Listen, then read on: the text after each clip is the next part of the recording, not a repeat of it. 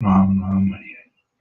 Welcome again to our study of the introduction to Bhagavad-gita as it is by His Divine Grace A.C. Bhaktivedanta Swami Srila Prabhupada,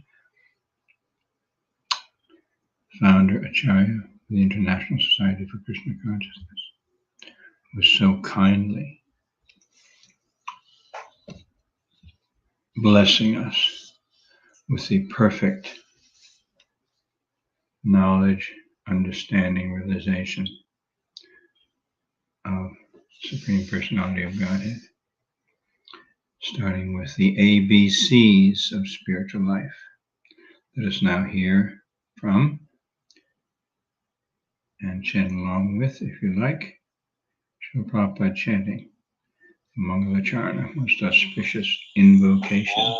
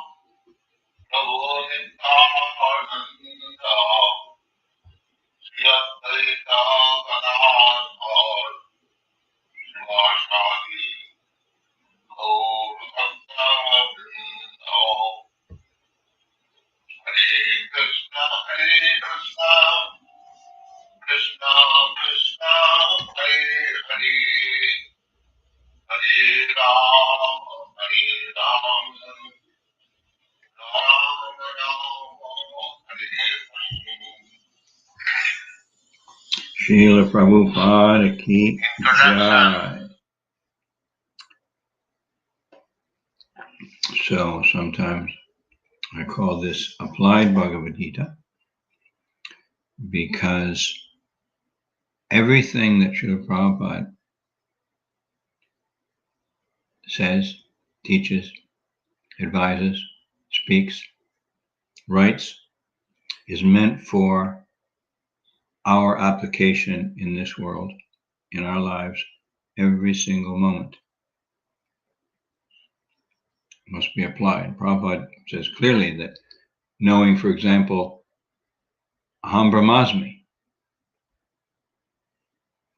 I am eternal spirit soul. I'm different from this material tabernacle. this vehicle. That's good, but it's not enough. To get the results of that knowledge, we must make it wisdom, or taking the gyan, the knowledge, transforming it into vigyan, or wisdom, means that I have to apply it. I get to apply it. I have the opportunity to change. Now, this particular part of the introduction is talking about man's tendency, our natural tendency to travel to other places. People like to tour, go on holiday to Bali or to New Zealand or Hawaii or to a ski resort. And, as is very popular these days, one very rich, maybe the richest man in the world, Elon Musk, he has created satellites that go into outer space, many, high-level technology, and now he's offering to take people out there as well. And apparently, I think a few people, you may know more, may be more up on the news than I am. People have gone out already. So this natural tendency to travel, Prabhupada brings it to the spiritual level, especially in his book, Easy Journey to Other Planets. He talks about this. So let's read from the section of Bhagavad-gita that we're in the introduction right now.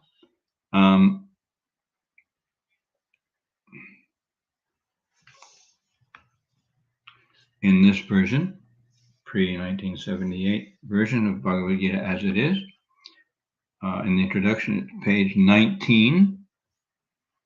It's in the paragraph which begins with, "In the effulgent rays of the spiritual sky, there are innumerable planets floating."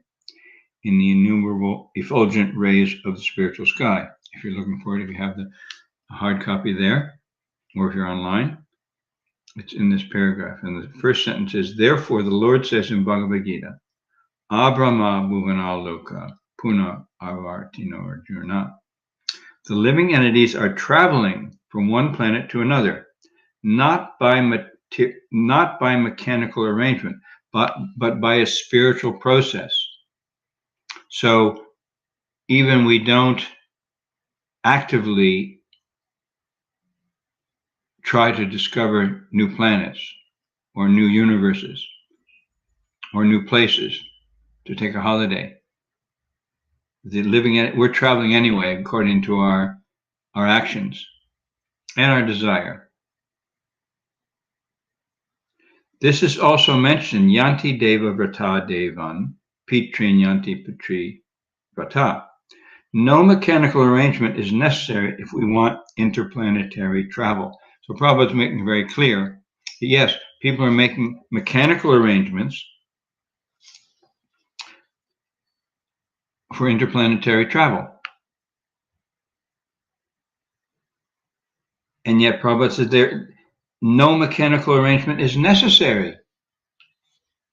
So there is a spiritual process. The living entities are already we're already traveling up and down, like on a Ferris wheel.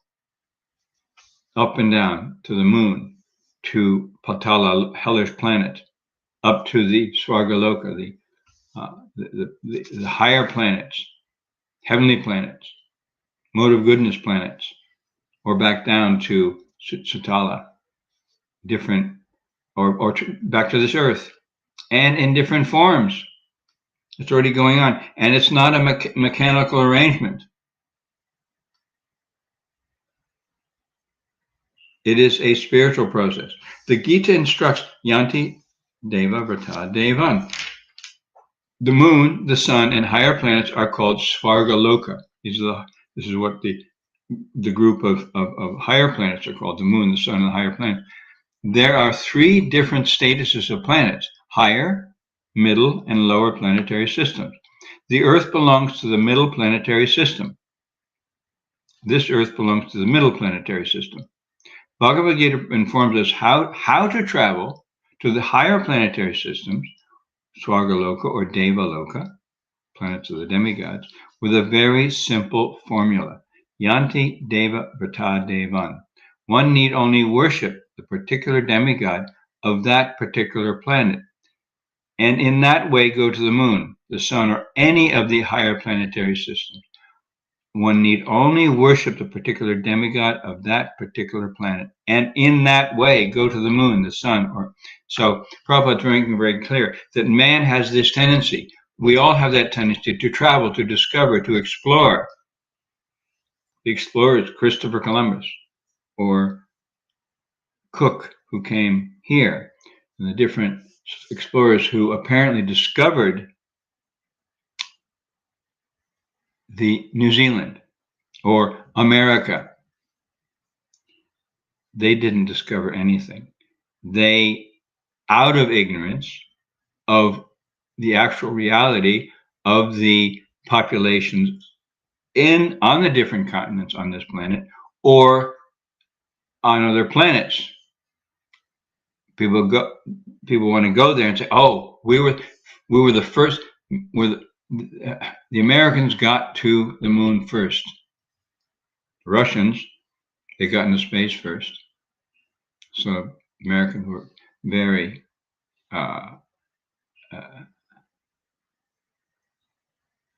concerned about that they were being one-upped, they were being defeated, they were being beaten, surpassed by their arch enemy.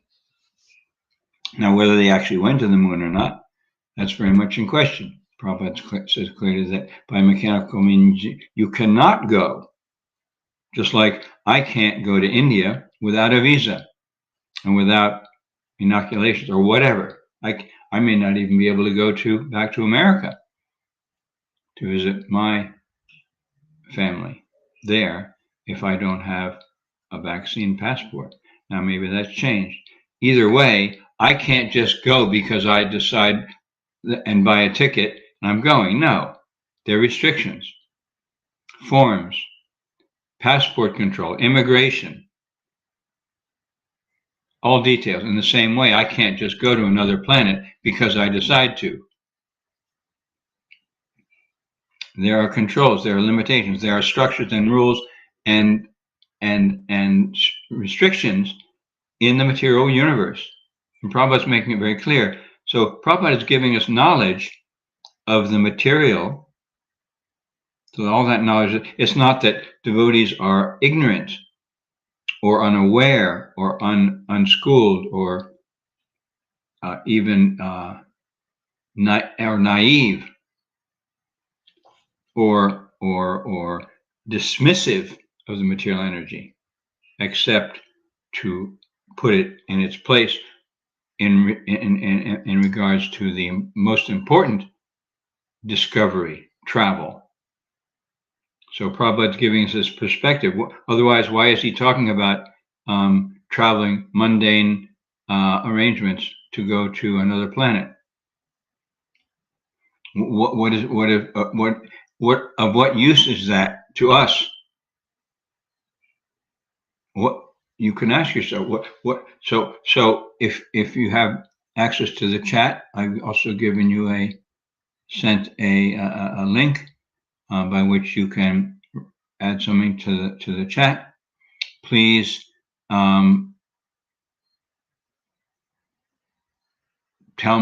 share your ideas. Why is Prabhupada doing this? Why is this interesting? Why is this important for us? Why is it here in Bhagavad-gita Introduction?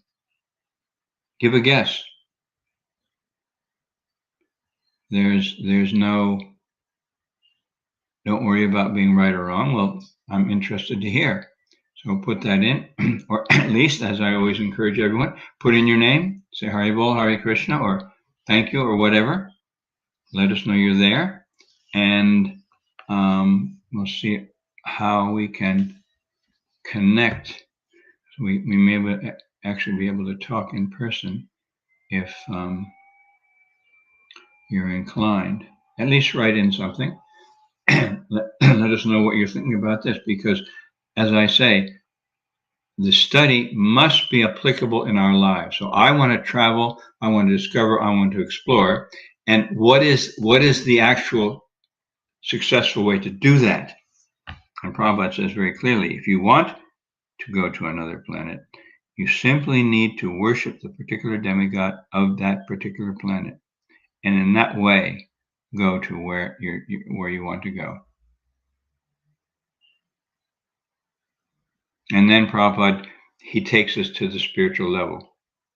Yet, Bhagavad-gita does not advise us to go to any of the planets in this material world, because even if we go to Brahmaloka, the highest planet, through some sort of mechanical contrivance, by maybe traveling for 40,000 years, and in brackets, and who would live that long anyway, we will still find the material inconveniences of birth, death, disease, and old age. But one who wants to approach the supreme planet, Krishnaloka, or any of the other planets within the spiritual sky, will not meet with any of these material inconveniences. Well, there's no old age, disease, birth, and death in these spiritual planets. So part of our challenge is, all right, I may not be too worried or bothered, apparently, by these inconveniences. It's not all right, yeah, natural. I'm getting older. I get sick sometimes. Yeah, one day I'll die. And Maharaj Yudhisthira, in answering Yamaraj's question, what is the most amazing thing, the most amazing thing in this world? And what does Maharaj Yudhisthira say? You may have heard of this. What does Maharaj Yudhisthira reply? The most amazing thing is that people see people dying around them, everyone dying around. My grandfather's died, my father's died, but I will not die.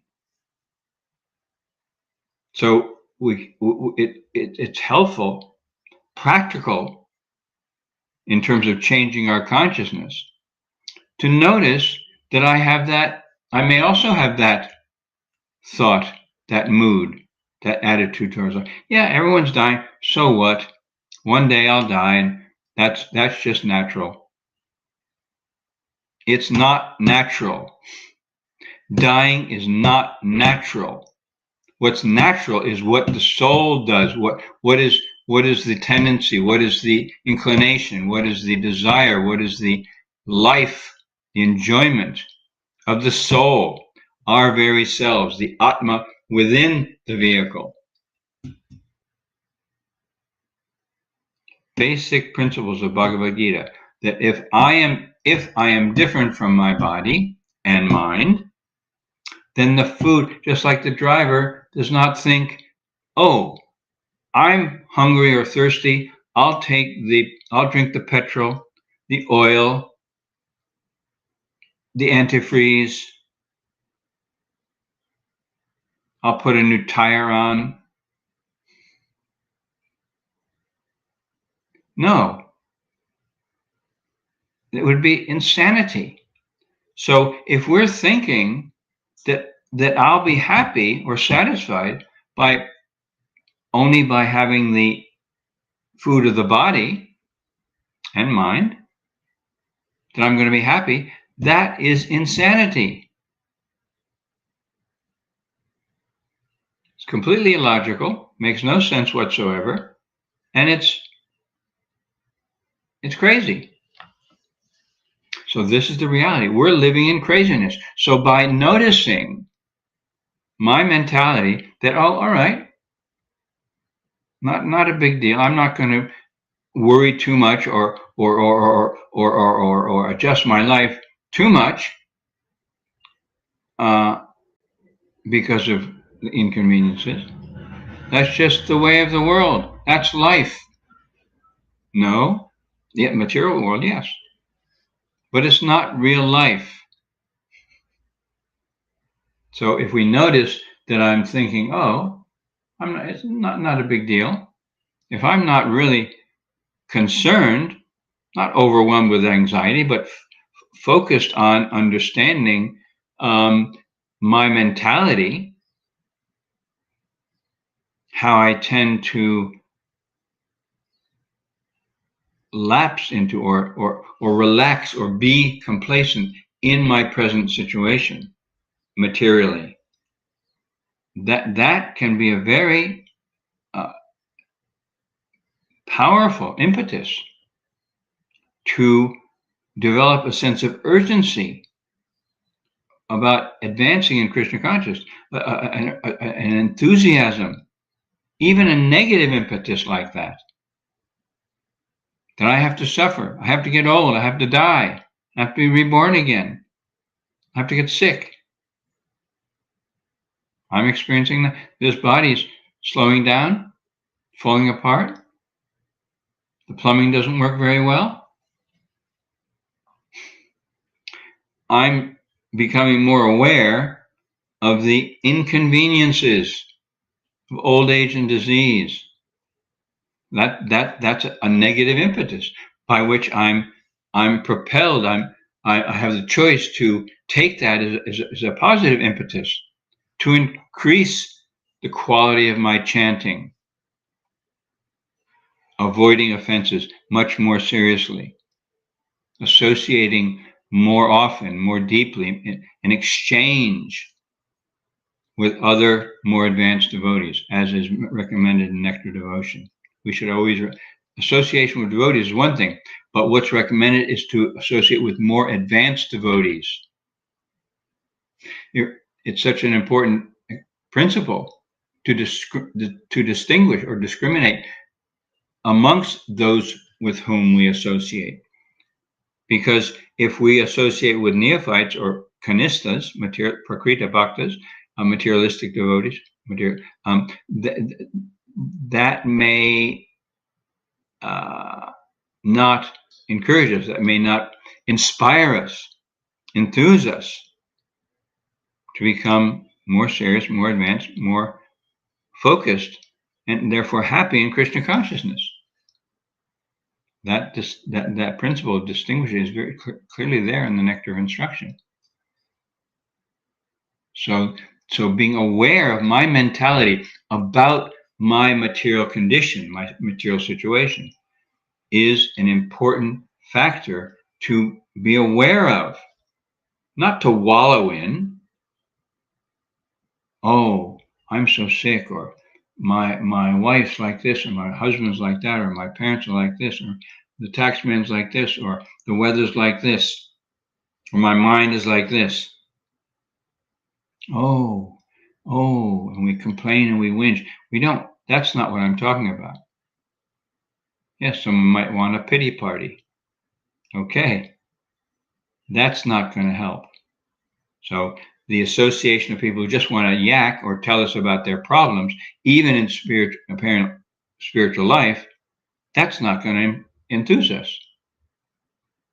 It will enthuse us to say, hang on, this is not very encouraging. I don't know if this is the best thing for us to discuss in terms of being peaceful, happy, and progressive, and with a sense of urgency, and become enthusiastic about Krishna. To stand up and say, all right, I'm not so interested in just hearing about this all the time. I want to hear about what's going to help me advance. I want to hear about what's enlivening, what enthuses me, what attracts me about Krishna consciousness. All these principles, they're things that we can apply in our daily lives, in our meditation, in our thoughts, in noticing what our mind is saying, what our attitude is, even subtly, that we may not have noticed, what our association is.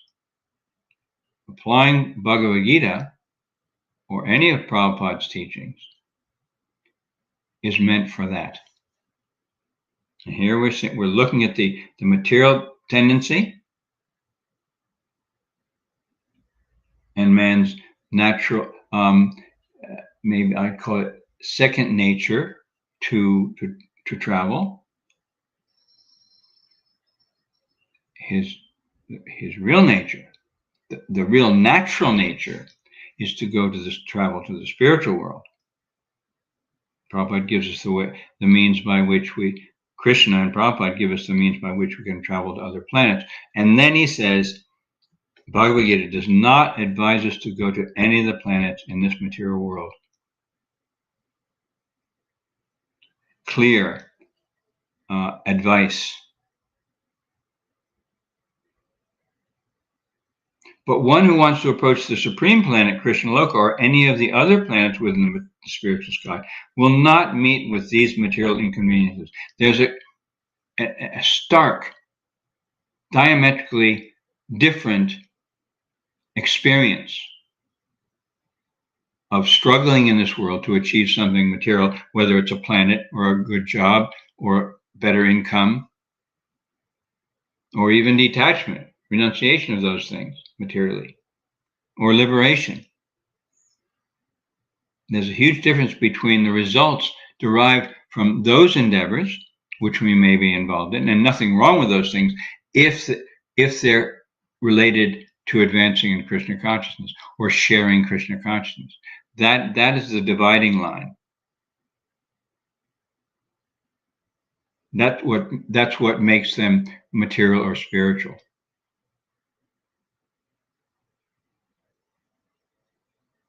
The motive, the purpose, the goal. We may want to increase our income just for the sake of having material comfort. Or we may want to increase our income to be able to live comfortably for the sake of advancing in Krishna consciousness, or for our family, make our home into a temple. And the experience of that, the result of that, will be an experience that's diametrically opposed to doing the same thing, making money just for the sake of making money, or to enjoying my senses grossly or subtly more materially. The experience is, we had at our program in Gaur Purnim here in Whangarei, which was so wonderfully inspiring and lively. In the class, we were talking about how many people come to a Krishna center or a Krishna temple or program like this, and they experience a great, huge difference in the mood, the environment, the exchanges, the freedom, the peace, the happiness there, a transcendent joy. And when they leave, going back to the way things were before, or continuing on with the way it's very different. Stark contrast. So we're saying a lot and reading a lot now, but please let us know if you're with us. Hare Bol, Hare Krishna, or I am such and such in such and such place. Let's have some interaction. Let me know if you're there. And we can extend on that if you like. Expand on that as much as you like. Ask questions, express doubts, share some realization. So before we go any further here, in Prabhupada's book, which he wrote, I think, in 1959, even before he came to the West,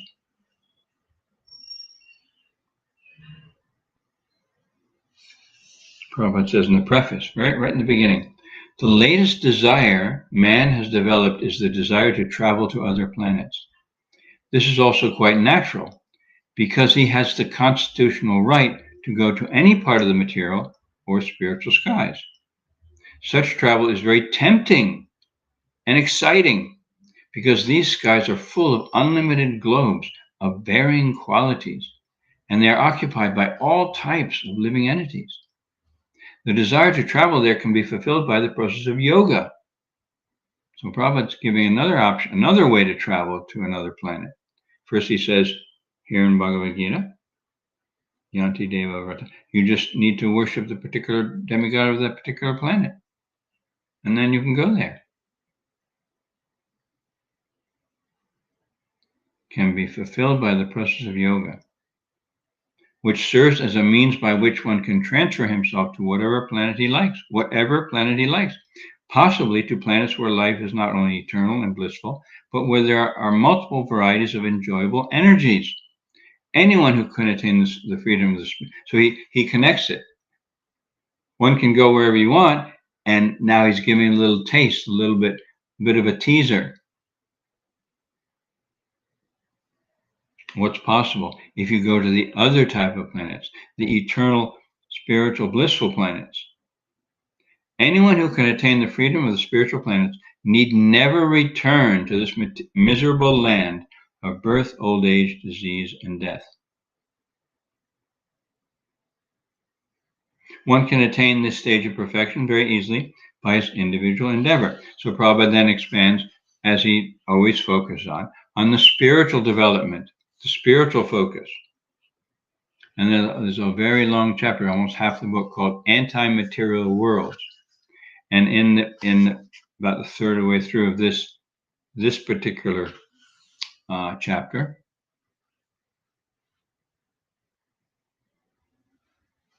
the adaptability of organisms in different varieties of planets is described in the Brahma Samhita as Vibhuti Binam. That is, each and every one of the innumerable planets within the universes is endowed with a particular type of atmosphere, and the living beings there are advanced in science.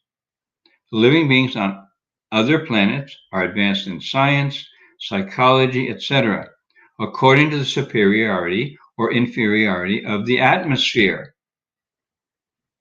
Vibhuti means specific power, and Binam means variegated. So according to one's desire,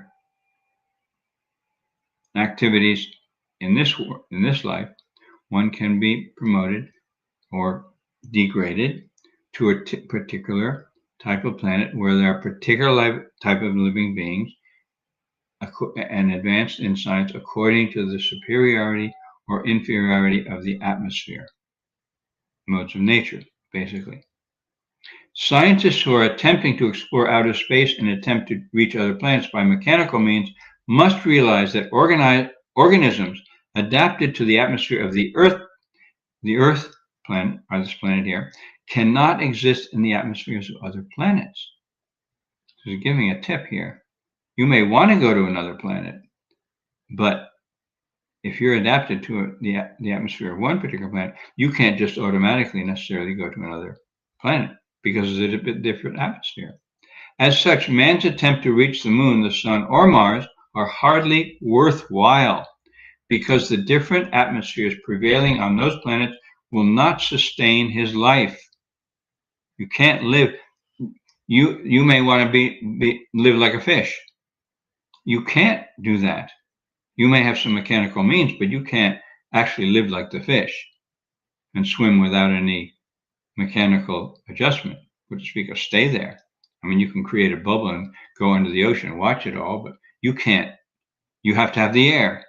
You have to have the atmosphere. You have to have the oxygen that the human beings need in the form and the atmosphere that we were born into. Individually, however, one can attempt to go to any planet he desires, but this is only possible by psychological changes in the mind or by yogic powers. It's only possible by psychological changes in the mind or by yogic powers. Mind is the nucleus of the material body. Mind is the nucleus of the material body. Interesting. The gradual evolutionary progress of the material body depends on psychological changes within the mind. The change of the bodily construction of a worm into that of a butterfly and in modern medical science, the conversion of a man's body into that of a woman, or vice versa, are more or less dependent on psychological changes.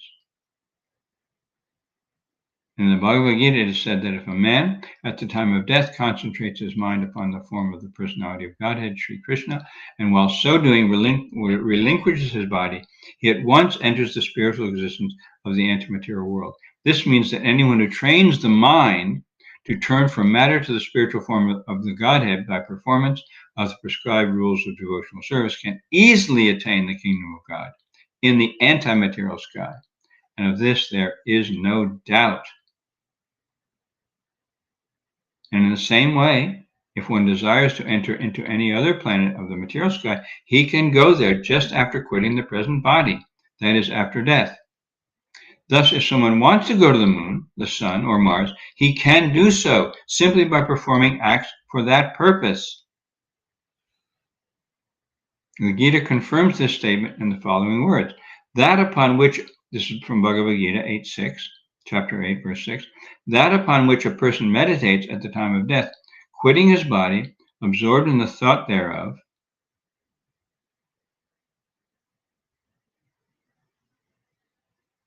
upon which the person meditates, that particular thing he attains after death. Maharaj Bharat, despite a life of severe penances, thought of a stag at the time of his death, and thus became a stag after death. However, he did retain a clear consciousness of his past life and realized his mistake.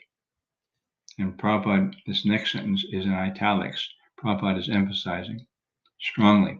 It is important to realize that one's thoughts at the time of death are influenced by the actual deeds which one performs during his life.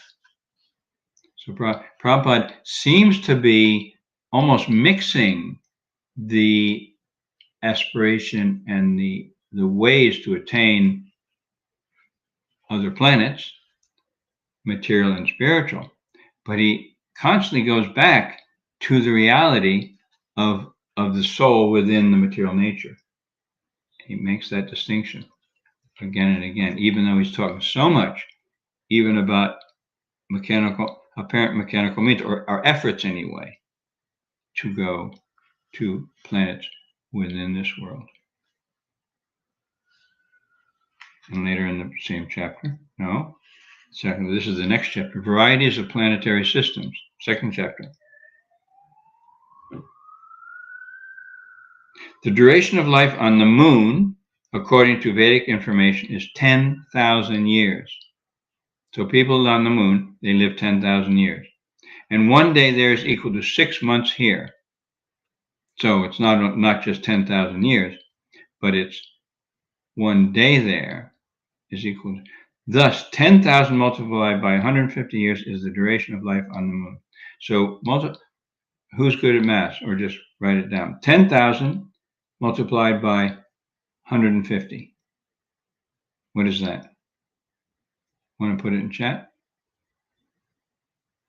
10,000 divided by 150. That means adding 4 zeros to 150, right?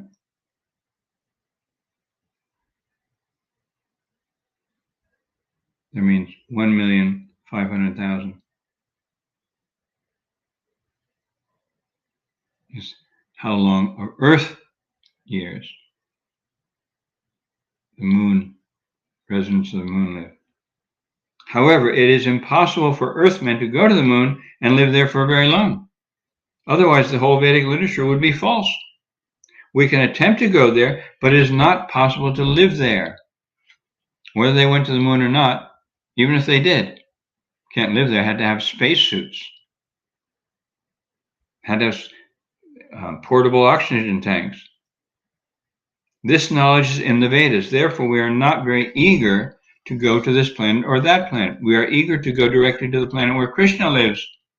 Krishna states in Bhagavad-gita, one can go to the moon, or one can even go to the sun, or to millions and trillions of other planets. Or if one is too materially attached, he may remain here. But those who are my devotees will come to me. This is our aim. Initiation into Krishna consciousness ensures that the student ultimately can go to the supreme planet, Krishna Loka. ensures that ultimately we can go there. We are not working idly. We are also attempting to go to other planets, but we are not merely wasting time. We're not wasting time. A sane and intelligent man does not wish to enter any of the material planets because the four conditions of material miseries exist on all of them. From Bhagavad-gita, we can understand that even if we enter Brahmaloka, the highest planetary system of this universe, the four principles of misery will be present. We learn from Bhagavad-gita that the duration of one day on Brahmaloka is millions of years of our calculation. That is a fact. So, this whole realm of interplanetary travel, what the reality is and what the possibilities are, it's interesting for us because it helps us to distinguish, helps us to look at where we're at in terms of the materialistic tendencies and what is our natural, what is our spiritual tendency. Whether we are realized about that, whether we experience it, and every one of you who has done any serious chanting or kirtan or study or discussion of spiritual knowledge, Krishna conscious philosophy, you will have experienced in different times. And if it's become kind of hackneyed, your chanting or your association, then look for opportunities. Take charge of the energy, your time, your schedule, the way you think, the way you act, the way you relate, and increase those things which inspire you. Maybe hearing class, or maybe giving class, which Kund has set up a project by which one can become, one who's a little bit experienced in Krishna consciousness, can invite 2 or 3, maybe 4 others to be part of a Bhagavad Gita reading group. And it's like 5-10 minutes a day maximum. You post the next verse and post a reflection on it. I think he's using WhatsApp, not sure. So you don't have to be together physically. You may do that sometimes, but there's no restriction in that regard. You could be on, well, I mean, if the broadband or Wi-Fi or mobile data extends that far, you could be on the moon. But you can be anywhere, pretty much anywhere on this planet where there is reception. And so each person who's in the group, they read the first post and they listen to or read the reflection by the group leader, and they share their question or their reflection or their understanding about the original post, the verse. And it becomes a daily affair. Sometimes it takes only 5 minutes. So that is very enthusing. Now I'm involved directly in 2 Shastra study groups. One is Bhagavad Gita. We've come to the last chapter of Bhagavad Gita, perfection of renunciation, and also studying Chaitanya Charitamrita with a group. It is probably the most enlivening activities of my life. Bhagavad Gita, we meet in group about every 6 to 8 weeks, all online, devotees around the world, part of the Sapatova community, and in between we study the chapter. They're particular, quite deep, provocative questions which are provided for us by dear Govinda Prabhu, and the CC study group. We're on Madhya Lila, chapter 15. The Lord accepts invitation of Advaitacharya for prasadam. We just finished the performance of the Vrindavan pastimes, chapter 14 of the Madhya Lila, Chaitanya Charitamrita, in which it describes the very detailed type of gopis, the residents of Vrindavan, and talks about the transcendental nature differences between right-wing gopis and left-wing gopis, and how they express anger, for example, and the whole list of the whole range of emotions, including anger, melancholy, depression, peacefulness, joy, detachment, aversion. List whole, and I could really appreciate it, because when I first read it, I thought, this is so distant. This is so beyond me. I felt disconnected and uncomfortable with it. So, okay, I'll read it, but what is? I'm so far. It's so far beyond me. And then I started to realize, at least from the material, I feel very actually vindicated, in the sense that I have so many emotions. All of us experience so many emotions, even during a day: sadness, or exhilaration, or peacefulness, or joy, or happiness, or depression, or discouragement, or anger, or hate. All these are there because they're in the spiritual world. Just like the varieties of material planets here, where we might want to travel or go on vacation on, or tour, take Elon Musk's spaceship to another planet, hypothetically. But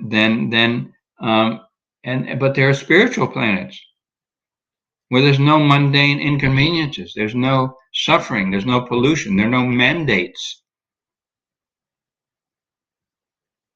You may be pro-vax, anti-vax.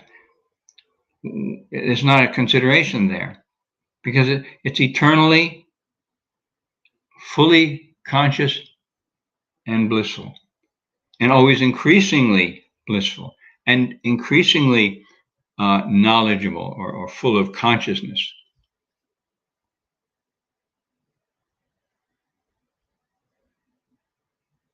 We get to experience that. And why not? It's our constitutional position. It's our birthright. Our birthright. So I was having this realization that all these emotions I have, ultimately, they have their pure form. So why should I reject, or deny, or suppress, or avoid these feelings and emotions? Yes, I don't want to wallow in them. I don't want to have a pity party because I feel so depressed, and I'm so bored when I chant, or spiritual life has become hackneyed and dry and bored. I'm not enlivened. I'm not blissful anymore, or today, or this moment. I don't want to wallow in that, but we do want to be aware, first of all, that we may be indulging in something which is not helpful, and yet what is the flip side of it? How can I use my anger, my hopelessness? So if I see a connection, that all these emotions are there in the spiritual world, at least that is a foundation, a place to start. I'm a spiritual being, therefore I'm having these feelings, emotions, even though they're pervertedly reflected. And I can detach myself like, all right, I'm feeling discouragement, and yet, all right, so what's the opposite of depression? Someone might say happiness. But the the opposite of depression is joyful activity, enthusiasm, dynamism. So we talk about these things which someone may call psychology. And Prabhupada talks about psychology many times. How to engage. The mind is always thinking, feeling, willing. Every feeling arises from a thought. And our feeling, we are driven by our feelings. Oh, I feel bored, or I'm not going to chant anymore, or I feel like I don't like that person, so I have some repulsion for that person, so I won't appreciate them as a spiritual being. I won't see how I might be able to help them give up whatever makes them apparently nasty or selfish or arrogant or unkind. There's always a flip side. So let's look for the flip side. Look for the flip side. So every feeling is based on a thought. First there's thinking, then there's feeling, then there's willing. And every action is comes out of some emotion, some feeling. So if we take every single aspect of that, the subtle psyche, and Prabhupada says, as we just read, the mind is the nucleus of the material body. So we're using our body, restricting it, following certain regulations or rules for giving up certain activities, by replacing them with spiritual activities, and the mind being the center, the focus, the sixth sense. As Prabhupada says, we do not act like my fingers, my hand are moving. Why? Because I have the thought to do it. I think something and then I do it. The gross carries out the subtle. So what is gross comes from the subtle. Therefore, Prabhupada says we don't act with our senses. Really, we're acting with our minds. So the mind is so crucial, so focused, so focal, so nuclear, so foundational, so central, that unless we learn how to deal with all these aspects of psychology, now we may not be inclined to do that if we learn how to do that from others, or we simply practice the basic regimen of Krishna consciousness, we will become aware. Because as we chant, if something isn't pure, Krishna will bring it out. And we get to look at it. If we feel discouraged or resentful or lazy or indifferent, all right. So is that helpful for my advancement in Krishna consciousness? If not, then all right, how am I going to purify that? Instead of avoiding it or suppressing it or denying it or just pretending, oh, I'm chanting Hare Krishna, I must be transcendental. This whole mental adjustment that the Mayavadis do. The mental adjustment. Oh, Prabhupada says they think themselves liberated, but they're just bumping along on the Manoratena, the chariot of the mind. They're using their mind to create liberation. But unless one does it in Krishna consciousness, in devotional service, learns how to use the thoughts and the emotions, the feelings, the thinking, feeling, and willing for Supreme, for Krishna.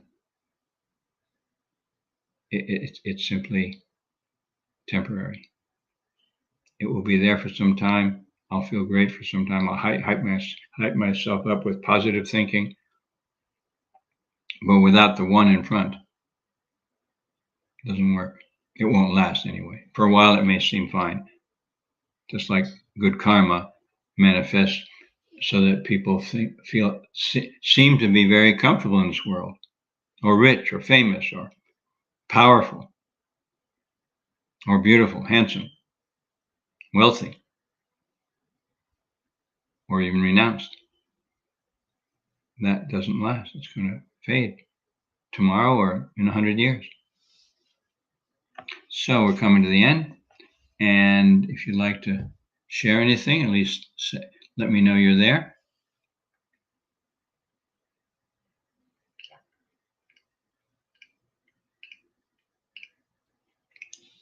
What's been your experience of this talk I've given?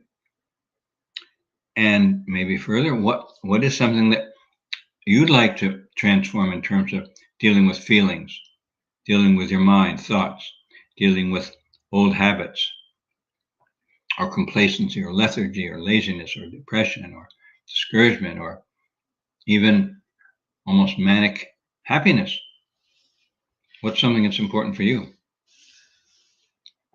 Let's bring it into the application realm. And this is a bit experimental because this is the first time that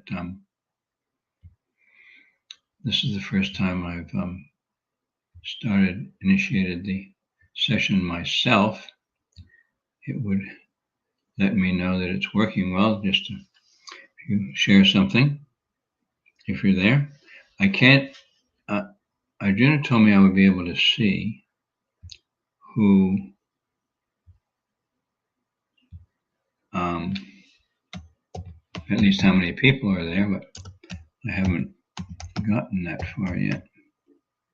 I haven't seen the way to do that.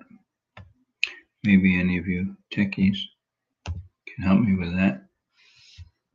I'm just putting something in. Tell me if you can see this. Maybe put in yes or no. It shows that this is live on Facebook and also YouTube, so it seems to be working. Let's have a confirmation. Let me know you're there, and at least encourage me to know that it's working. I sent the link also. All right. Let's give me some encouragement here. Help me to improve my service.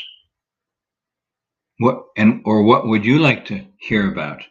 Maybe next time, because I'll definitely include that. What's interesting for you? Maybe you're not so interested in how to travel to other planets or how to do that in Krishna consciousness. Whatever, anything. Let's make this applicable and let me serve you in doing that. All right. Hare Krishna.